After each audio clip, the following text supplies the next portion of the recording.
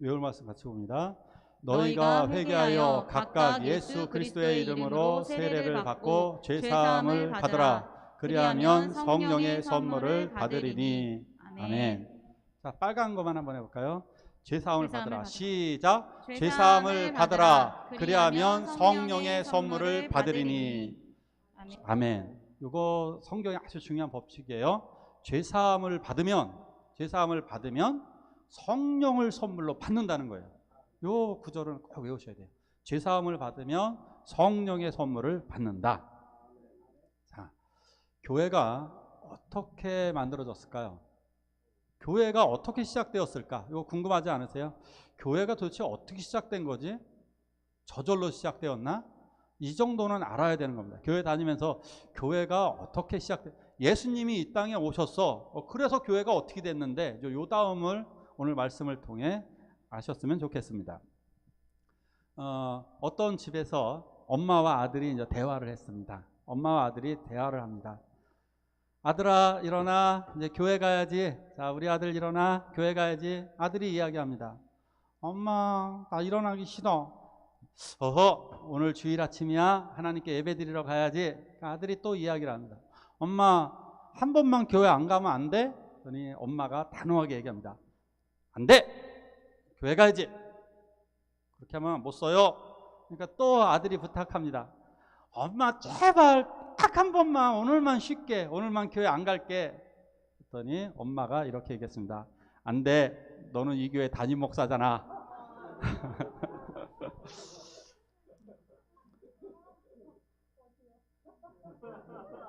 근데 이 마음은 딱 제 마음이죠. 제가 교회 오늘 가기 싫은데, 딱 가기 싫은데 이러면 엄마가 딱 때리면서 그럴 것 같아요. 너 담임 목사잖아. 교회 가야지. 오늘 이거 좀 알았으면 좋겠습니다. 도대체 교회 누가 만들어 갖고 이렇게 주일날 꼭 교회를 오라 그러는지 가라 그러는지 모르겠습니다. 그죠? 때로는 귀찮고 일어나기도 싫은데 졸린 눈을 비비면서 오신 분들도 있을 겁니다. 일요일 날은 좀 푹 자고 TV 보고 핸드폰 보고 싶은데 누가 나를 여기로 데려와서 교회를 누가 만들어 가지고 왜 교회에서 예배를 드려야 될까? 이런 생각도 하셨을지 모릅니다. 자, 교회가 어떻게 되는지 한번 만들어졌는지 말씀을 통해 보도록 하겠습니다. 같이 읽을까요? 시작. 오순절날 호련히 하늘로부터 급하고 강한 바람 같은 소리가 있어 그들이 앉은 온 집에 가득하며 마치 불의 혀처럼 갈라지는 것들이 그들에게 보여 각 사람 위에 하나씩 임하여 있더니. 아멘. 예수님이 부활하시고 나서 40일 후에 승천하셨습니다. 예수님이 승천하시면서 분명히 제자들에게 이렇게 명령을 내리셨습니다.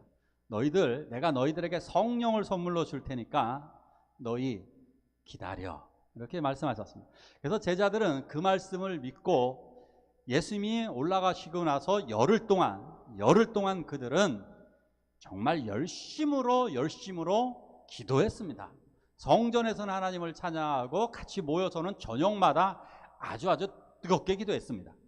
그렇게 기도하고 정확히 예수님이 승천하신 후 열흘 후 서기 33년 5월경 어느 날 오순절 날이었습니다. 갑자기 그때 급하고 강한 바람 같은 소리가 훅 하고 들리기 시작합니다. 강력한 바람이 소리가 들리면서 그들은 성령을 받았습니다. 성령을 받을 때 두 가지 현상이 있었는데 첫째는 바람 소리였고요. 두 번째는 불이었습니다. 근데 왜 하필이면 강한 바람 소리였을까요? 강한 바람 소리가 굳이 왜 들렸을까? 이들 귀에 아주 강력하고 급한 바람 소리가 들렸습니다. 왜 그럴까요? 태초에 인간들이 하나님께서 살 수 있도록 사람을 만드시고 나서 그 코에 생기를 불어 넣으셨습니다. 그 생기가 바로 바람이었습니다. 바람을 불어 넣어 주셨습니다. 그래서 하나님께서 다시금 이 바람을 강력하게 불어 넣으신다는 것은 이제부터 내가 성령을 통해 새 영혼을 불어 넣겠다는 하나님의 의지인 것입니다. 하나님의 영이 새 생명을 불어 넣었듯이 그렇게 각 사람 위에 하나님의 자녀들이 함께 기도할 때 그들에게 내려온 것입니다. 자, 두 번째는 불의 역사였습니다. 그들 가운데 어떤 일이 벌어졌냐면 이제 가시적인 눈에 보이는 형태로 불꽃이 임하였습니다. 불꽃이 어땠습니까? 불의 혀처럼. 불의 혀라는 게 뭐냐? 혀가 낼름낼름 하듯이, 불꽃이 낼름낼름 하듯이 강력한 불꽃이 그들 각 사람 위에 임하는 것이 보여졌습니다. 자, 이제 또 중요합니다. 왜 굳이 성령의 모습을 비둘기 같은, 예수님은 비둘기 같은 성령을 받으셨어요.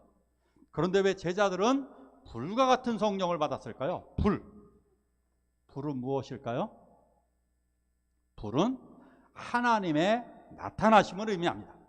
하나님이 나타나셔서 새롭게 내가 너희들을 만들어 주겠다라고 하는 새로운 창조를 의미하는 것입니다.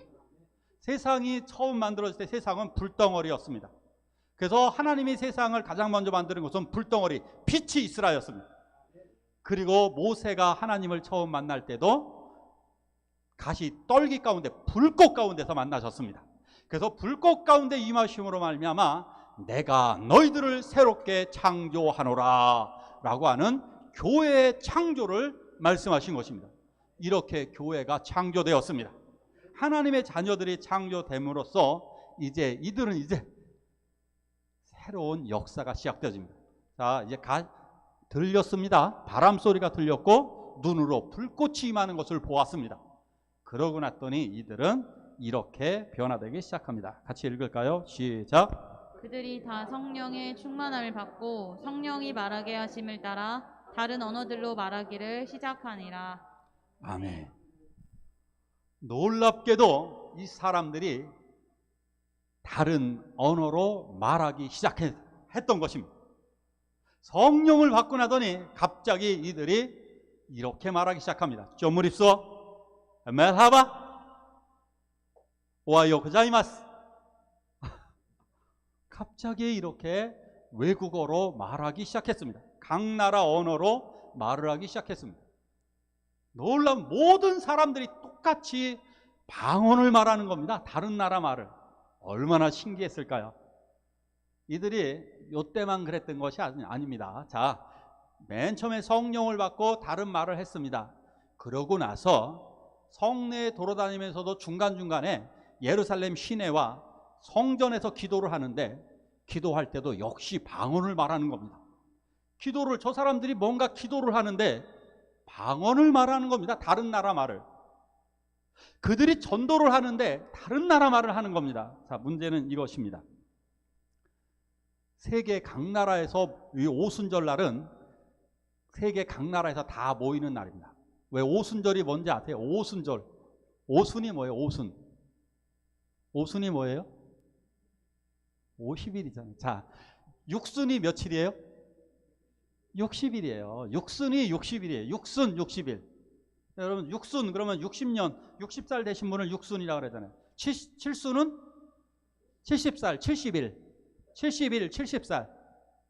사순은 40일. 그래서 사순절, 우리가 사순절이라고 그래요. 예수님이 십자가에 달리기 전을 기념하는 것을 40일, 사순절. 여러분 20살 되신 분은 이순인 거예요. 아시겠어요? 일순간은 10년, 10일이에요. 그러니까 일순간이에요. 일순간, 일순, 이순, 삼순, 사순, 오순, 50일 되는. 뭐가 50일이냐? 예수님이 십자가에 달리시고 난 그날이 6월절이거든요. 6월절부터 50일 되는 날, 오순이에요. 오순 되는 날. 그래서 오순절. 더 쉬운 말로 번역해 드릴까요? 50일절. 50일 되는 절.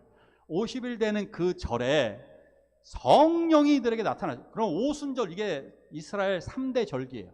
그래서 이날은 외국 사람들이 다, 외국에 사는 사람들이 다 와야 돼요. 외국에 사는 유대인들이 와야 되는 거예요. 유대인들은 역사적으로 항상 외국에 흩어져서 살았습니다. 로마에 살던 사람들도 왔고요. 이집트에 살던 사람이 왔습니다. 그런데 놀라운 일이 벌어진 겁니다. 갑자기 이집트 말로 말하기 시작하는 겁니다. 이스라엘 사람들 중에 이집트 말하는 사람 별로 없었습니다. 여러분 이 생각하시면 됩니다. 죄송한데요, 무시하는 거 아닙니다. 시골 산골에 사시는 분들 중에 영어 하시는 분 본 적 있습니까? 70 넘은 할머니들 중에, 시골에 사시는 70 넘은 할아버지 할머니들 중에 영어 유창하게 잘하시는 분을 본 적이 있으신 분 있습니까? 그런데 갑자기 저기 전라도 강원도 산골에 사시는 90대신 할머니가 영어를 말하는 거예요. 영어를. 얼마나 놀랐을까요, 사람들이. 이게 한 명이 아닌 거예요. 다 보니까 물어봤어요. 아니, 당신이 어떻게 애국 말을 해? 당신이 어떻게 로마 말을 해? 당신이 어떻게 그리스 말을 해? 물어봤더니 당신 어디 살아요? 그랬더니 갈릴리 총구석에서 왔대. 갈릴리 총구석에. 진짜 갈릴리는 당시에, 죄송하면 무시하는 거 아니에요, 전라도, 제주도, 강원도 같은 느낌인 거예요. 충청도 같은 느낌인 거예요.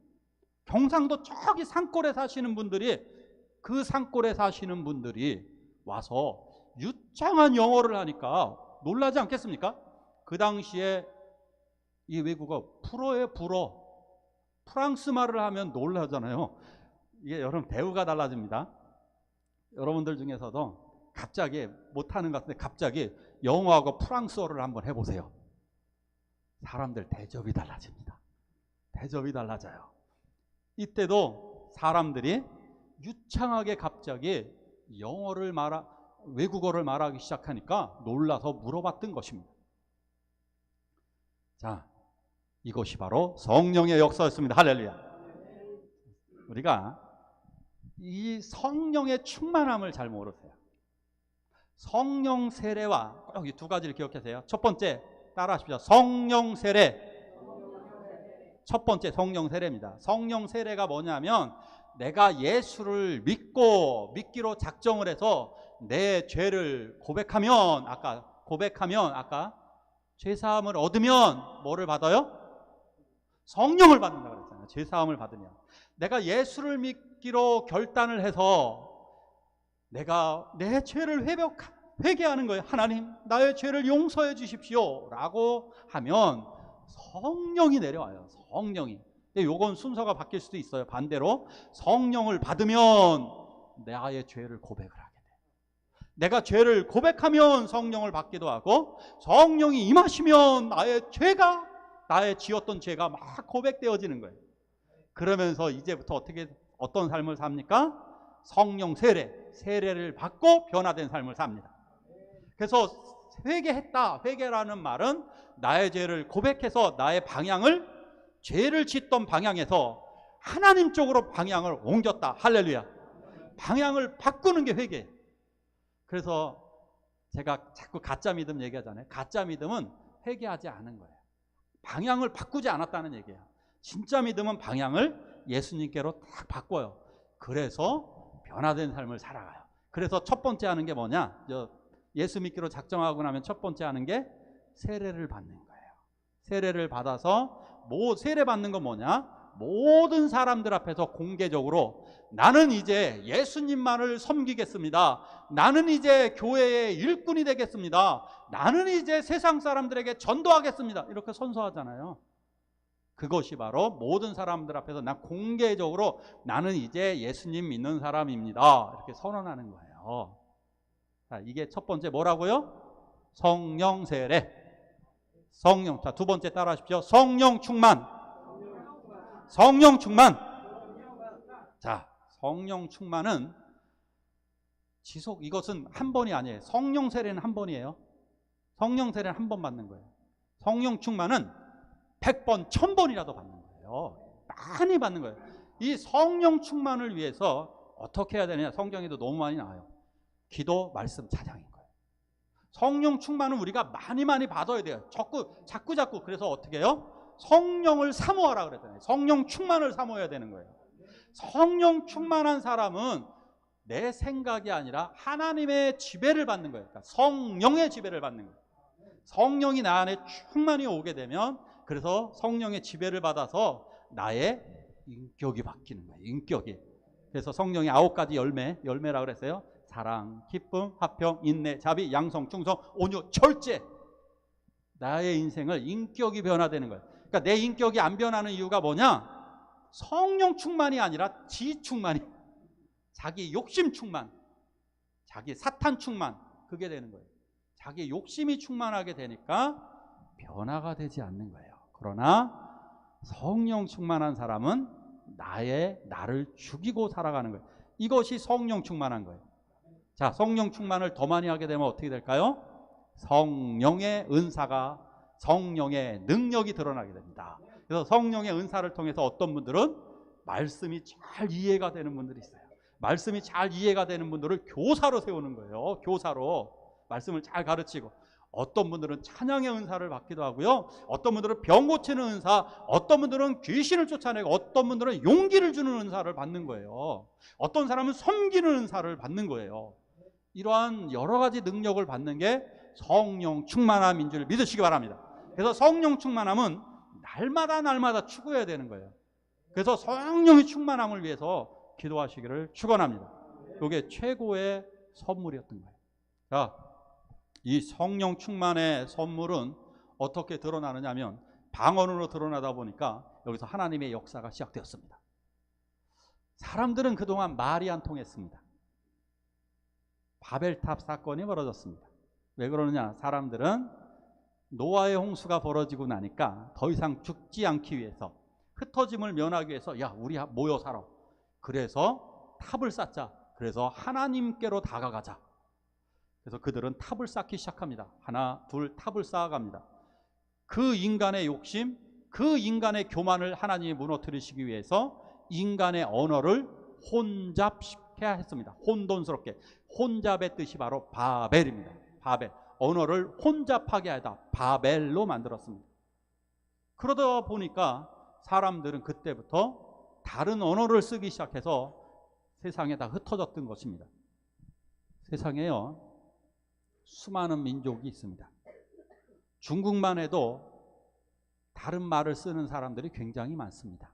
인도만 해도요, 타미노라고 해서 완전 다른 말을 쓰는 사람들 진짜 많습니다. 미얀마도요, 다른 나라 말을 씁니다. 미얀마 국가 내에서도 다른 말을 쓰는 민족들이 100개가 넘습니다. 언어가 이렇게 많습니다. 왜 이렇게 많아졌느냐? 바로 범죄 때문입니다. 그런데 성령의 역사로 말미암아 그들이 말씀을 전할 때 그들은 서로 통한 줄 믿으시기 바랍니다. 모두가 하나로 각 사람 나라 말로 들리는 겁니다.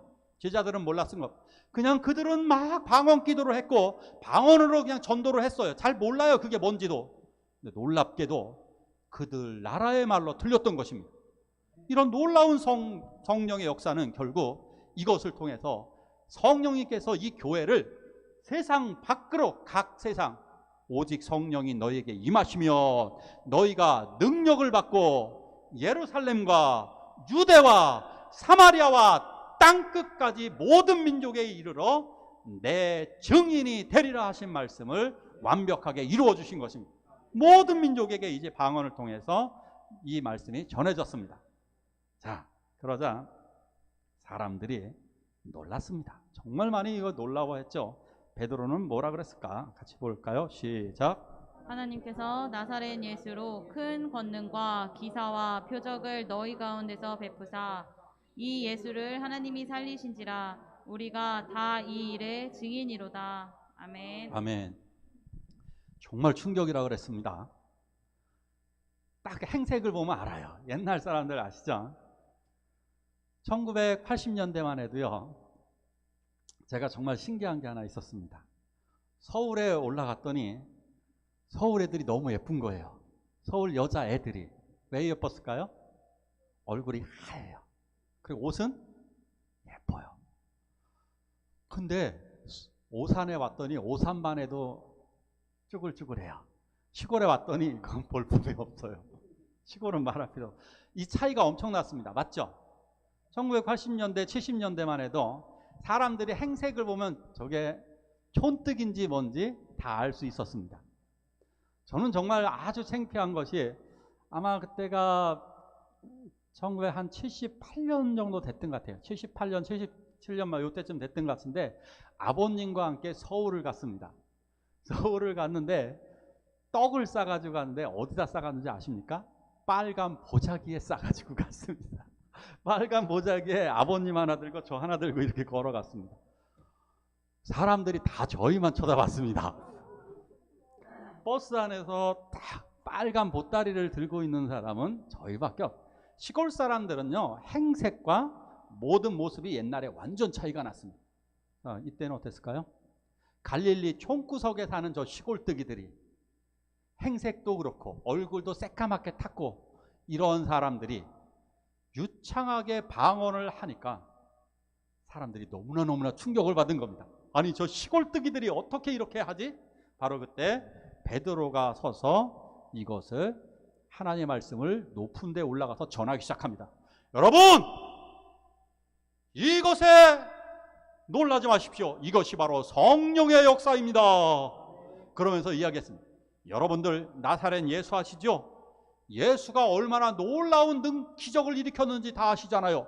그는 표적이 있었고 기사가 있었고 능력이 있었던 사람입니다. 그런데 당신들이 죽였죠. 죄 없는 이 예수를 여러분들이 잡아 고발해서 죽였지 않습니까? 그러나 예수님이 어떻게 하셨는지 아세요? 예수님 부활하셨습니다. 예수님은 하늘로 올라가셨습니다. 그 예수님이 우리들에게 성령을 부어주셨습니다. 이 얘기를 들은 사람들이 마음이 여기서 찔리기 시작합니다. 가만 들으니까 어떻습니까? 불과 50일 전에 어떻게 했어요? 예수를 고발해서 십자가에 못 박아 죽였거든요. 여러분, 예수님을 따라다닐 때 사람들은 대통령 따라다니듯이 따라다닌 거예요. 대통령이 될 만한 사람들 주변에 떨거지들이 많이 따라다니잖아요. 예수님 떨거지들이 엄청나게 많았어요. 떨거지들이 예수님 따라다니면서 그 한 자리 해먹으려고 그랬거든요. 그게 안 되니까 어떻게 했습니까? 예수님을 십자가에 반대로 못 박아 죽인 거예요. 못 박아 죽였던 이 사람들. 그러니까 이 사람들의 마음 속에는 여기에서 마음이 가슴 아픈 게 있었던 거예요. 자, 이런 거하고 비슷합니다.